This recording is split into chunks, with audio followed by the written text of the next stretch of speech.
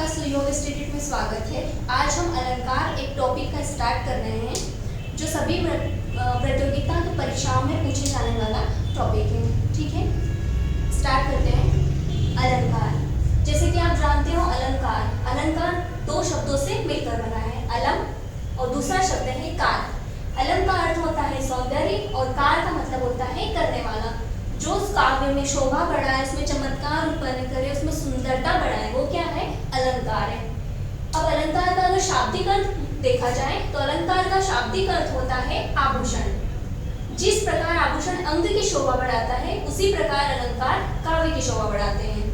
अब काव्य क्या होता है? काव्य होता है कवि की कृति मतलब रचना।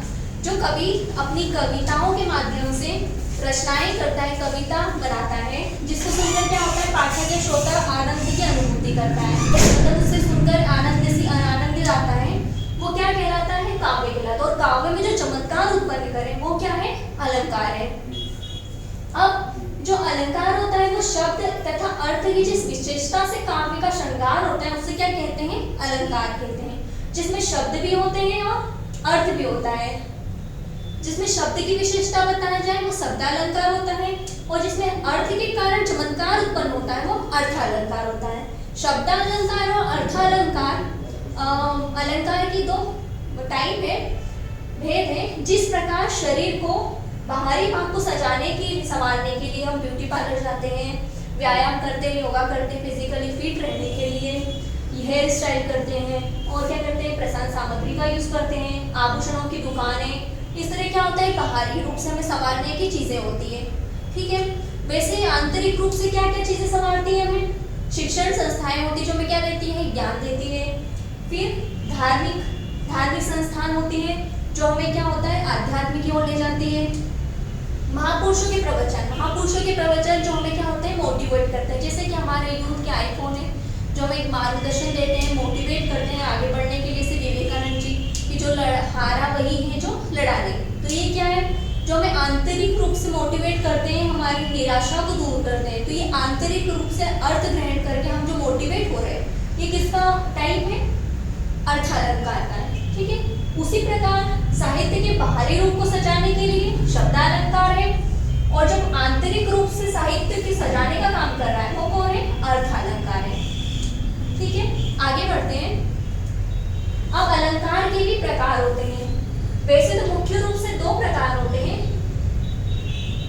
पहला आता है शब्दालंकार, अर्थालंकार, उभयालंकार और पाश्चात्य अलंकार। हमारे जो मेन विषय होता है उसमें दो टाइप के अलंकार को ही शामिल किया जाता है। पहला है शब्दालंकार। शब्दालंकार क्या होता है? जिसमें शब्द के कारण काव्य में जो चमत्कार उत्पन्न होता है वो शब्दालंकार होता है। अर्थालंकार क्या होता है? जब हम किसके अर्थ ग्रहण करते हैं उसके कारण जो काव्य में विशेषता प्रदर्शित होती है, दिखाई देती है, वो क्या है? अर्थालंकार है। उभयालंकार, जिसमें कि शब्दालंकार और उभयालंकार दोनों की विशेषता समाहित हो, मतलब कि जिसमें अर्थ कुछ वर्ण शब्द के कारण विशेषता उत्पन्न हो रही है, कुछ अर्थ के कारण उसमें विशेषता चमत्कार आ रहा है। दोनों की विशेषता जिसमें शामिल हो वो कौन होता है? उभयालंकार होता है। पाश्चात्य अलंकार, पाश्चात्य मतलब कि देखिए जो भारत में साहित्यिक रचना हो रही है, क्या विदेशों में उसकी साहित्यिक रचना नहीं करते कवि? वहां कवि नहीं होते, वहां भी कवि होते हैं। तो क्या होता है? पाश्चात्य अलंकार वो होते हैं जिसमें पश्चिमी देशों या की जो साहित्य की रचनाएं करते हैं पश्चिमी देशों से, तो वो क्या पाश्चात्य होते हैं, जो बाहर से साहित्य से लिए गए हैं। तो क्या होते हैं? पाश्चात्य अलंकार होते हैं। अब हम पढ़ेंगे शब्दालंकार। शब्दालंकार क्या होता है? शब्द के दो रूप होते हैं। पहला होता है वर्ण और दूसरा होता है अर्थ। ध्वनि को क्या बोला जाता है? वर्ण भी बोला जाता है। शब्द की सबसे छोटी इकाई जो होती है वर्ण की वो होती है ध्वनि। ध्वनि की जैसे कि क ले लिया, म ले लिया, तो ये क्या है? एक वर्ण है, सिर्फ एक वर्ण है, इसका कोई अर्थ नहीं है। दूसरा क्या है? जैसे कि अर्थ के आधार पर। अब अर्थ क्या है? जैसे म लिखा है तो सिर्फ एक शब्द है, वर्ण सा ले लिया, लेकिन जैसे ही मैं इसमें चंद्रमा की बिंदी लगाते हो तो ये क्या? एक शब्द बन गया जिसका कोई अर्थ हो। तो शब्दालंकार में क्या? कुछ वर्ण भी होते हैं और कुछ शब्द भी होते हैं जिनका कोई वास्तविक अर्थ होता है। इन दोनों को मिलाकर शब्दालंकार बनता है। नेक्स्ट, ध्वनि के आधार पर शब्दालंकार की सृष्टि होती है, मतलब कुछ ध्वनियां मिलकर शब्दालंकार की रचना करती है। अब काव्य में काव्यगत जो शब्दगत चमत्कार को शब्दालंकार कहते हैं। मतलब कि जो शब्द बन गया उसके कारण जो अलंकार में चमत्कार उत्पन्न हो रहा है वो शब्दालंकार है। अब इस अलंकार में वर्ण या शब्दों की लयात्मक और संगीतात्मक होता है। मतलब क्या होता है, जैसे हम हनुमान चालीसा का पाठ करते हैं घरों में, तो जैसे जय हनुमान ज्ञान गुण सागर जय कपीश तिहु लोक उजागर, जैसे मैं एक लय में गा रही हूँ, एक ताल में गा रही हूँ, तो क्या हो गया। अर्थालंकार में क्या होगा, मतलब कि हम जो शब्दालंकार है उसमें हम एक वर्ण को लय में लेके गा रहे हैं, संगीत के रूप में गा रहे हैं, तो ये क्या हो गया, शब्दालंकार हो गया। शब्दानुसार शब्दालंकार में कुछ वर्णगत होते हैं, कुछ शब्दगत होते हैं, कुछ वाक्यगत भी होते हैं। जैसे कि मैंने आपको बताया क क्या है, वर्ण है, माँ क्या है, शब्द है, और कुछ इस तरीके से अगर पूरा वाक्य बनता है तो वो भी किसका हिस्सा है, शब्दालंकार का है। अब अलंकार के प्रकार, शब्दालंकार में मुख्य रूप से अनुप्रास अलंकार आता है, यमक अलंकार आता है और श्लेष अलंकार आता है। अभी हम चर्चा करेंगे अनुप्रास अलंकार। अनुप्रास अलंकार क्या होता है, जहां एक ही वर्ण की क्रमानुसार आवृत्ति हो, मतलब एक वर्ण ले लिया है जैसे तफ, लगातार एक शब्द में आ रहा है, तो ये क्या हो गया, अनुप्रास अलंकार है, जिसमें एक ही वर्ण बार बार क्रमानुसार मतलब कि क्रम में आता है, लगातार आता है, वो क्या होता है, अनुप्रास अलंकार होता है। अनुप्रास अलंकार के भी कितने भेद हैं, 5 भेद हैं। पहला है छेका अनुप्रास, प्रत्यानुप्रास, लाटा अनुप्रास, शत्यानुप्रास और अनंत्यानुप्रास। पहला देखते हैं छेकानुप्रास। छेकानुप्रास अलंकार, जहां एक या अनेक वर्णों को एक ही क्रम में एक बार आवृत्ति हो, मतलब कि एक वर्ण है वो 2 बार आएगा, सिर्फ कितनी बार आएगा, 2 बार आएगा, और अगर अनेक बार भी होते हैं तो उसकी आवृत्ति केवल 2 बार होती है। तो सिंपल शब्दों में देखा जाए, सरल भाषा में, तो जब जो भी वर्ण अगर 2 बार आता है, सेम एक जैसा वर्ण अगर 2 बार आता है, तो वो किसका प्रकार है, अनुप्रास अलंकार के छेकानुप्रास का। उदाहरण के लिए हम इसको अधिक उदाहरण से अच्छे से समझ पाएंगे। मुद्द मंगलम संत समाजू जो जग जग जगम तीरथ राजू, मतलब कि इसमें म वर्ण एक बार आया और ये दूसरी बार, मतलब कितनी बार आवृत्ति हो गई इसकी, 2 बार हो गई है। संत और समाजू में स वर्ण जो वर्ण है और समाज में जो सवर्ण है, इनकी आवृत्ति कितनी बार हुई है, 2 बार हुई है। जग जगम में, जग जगम में भी ज की आवृत्ति 2 बार हुई है। नेक्स्ट एग्जांपल लेते हैं, कानन कठिन भयंकर भारी, जिसमें कानन और कठिन में क वर्ण की कितनी बार आवृत्ति हुई है, 2 बार हुई है। नेक्स्ट, इस करुणा कलित हृदय में अब विकल रागिनी बजती है, तो इसमें करुणा और कलित में जो क वर्ण है कितनी बार आवृत्ति हुई है उसकी, 2 बार हुई है।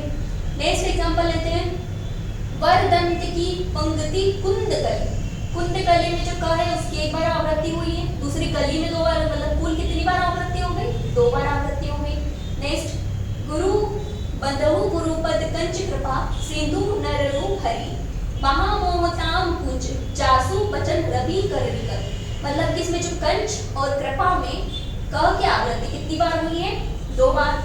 तो इस प्रकार से छेकानुप्रास क्या है, जिसमें एक वर्ण की आवृत्ति 2 बार होती है, वो क्या होता है, छेकानुप्रास होता है।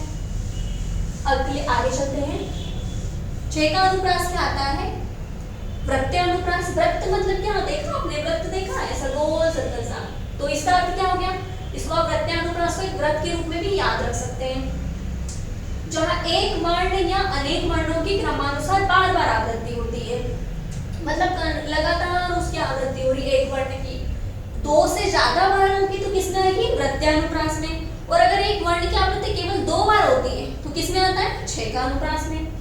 अब आएगा प्रत्यानुप्रास, इसकी परिभाषा देखते हैं, जहां एक वर्ण या अनेक वर्णों की क्रमानुसार बार बार आवृत्ति हो, और तो वहां क्या होता है, प्रत्यानुप्रास अलंकार होता है।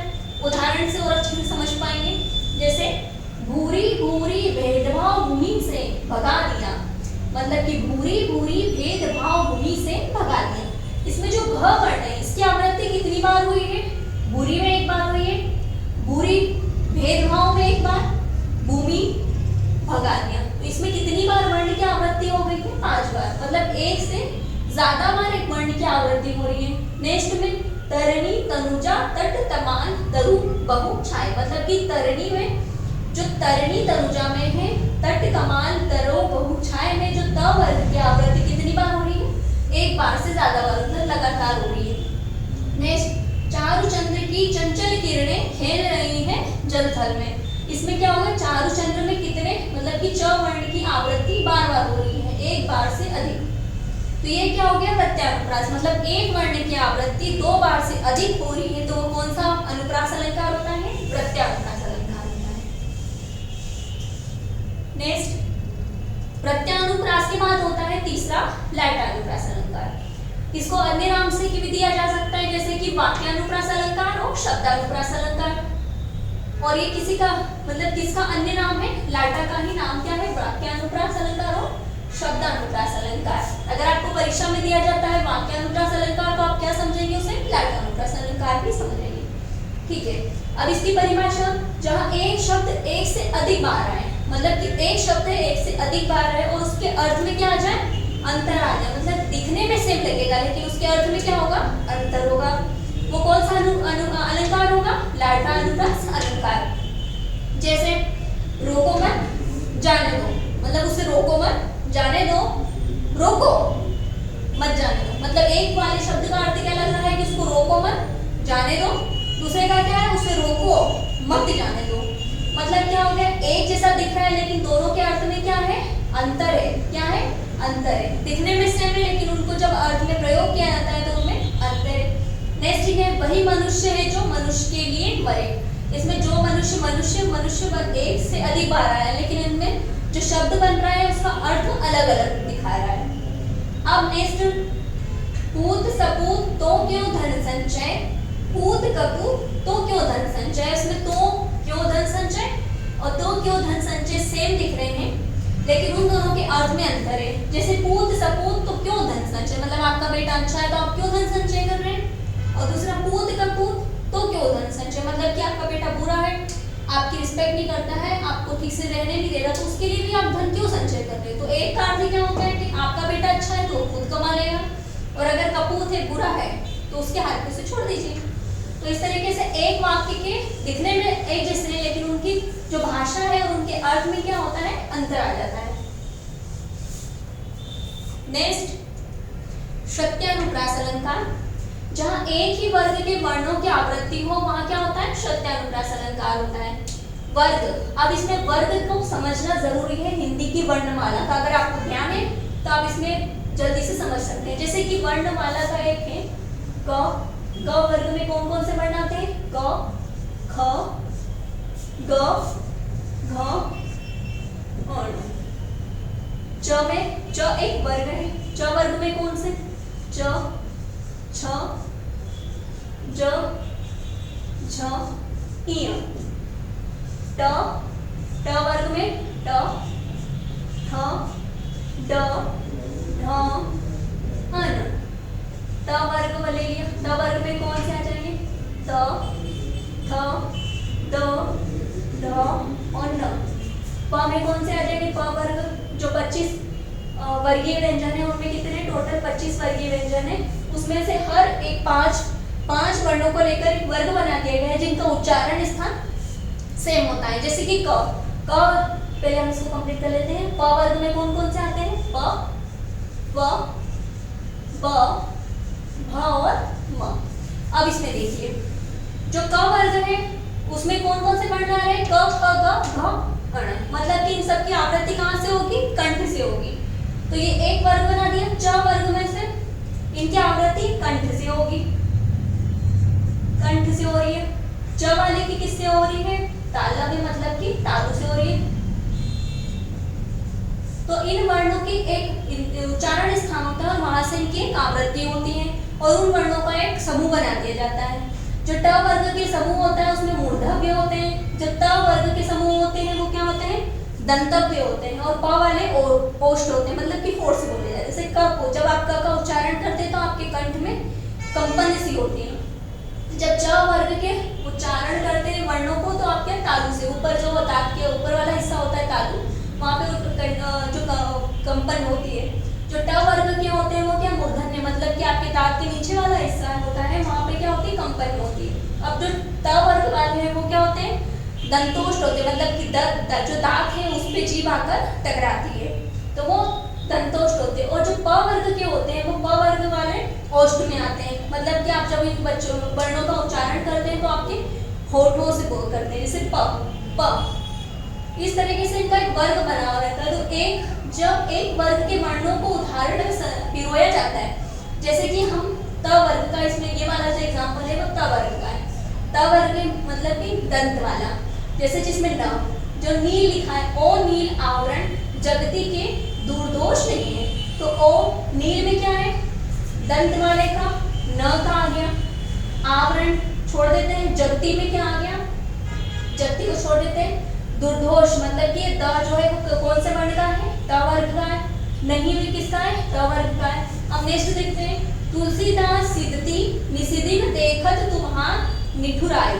अब इसमें जो तुलसीदास में त है, सिद्धि में स है, निषिदिन में नी है और देखत में द है, तुम्हार में तू है, ये सारे किस वर्ण के हैं, त वर्ग के हैं। तो ये कौन से हो गए, दंतव्य के हो गए।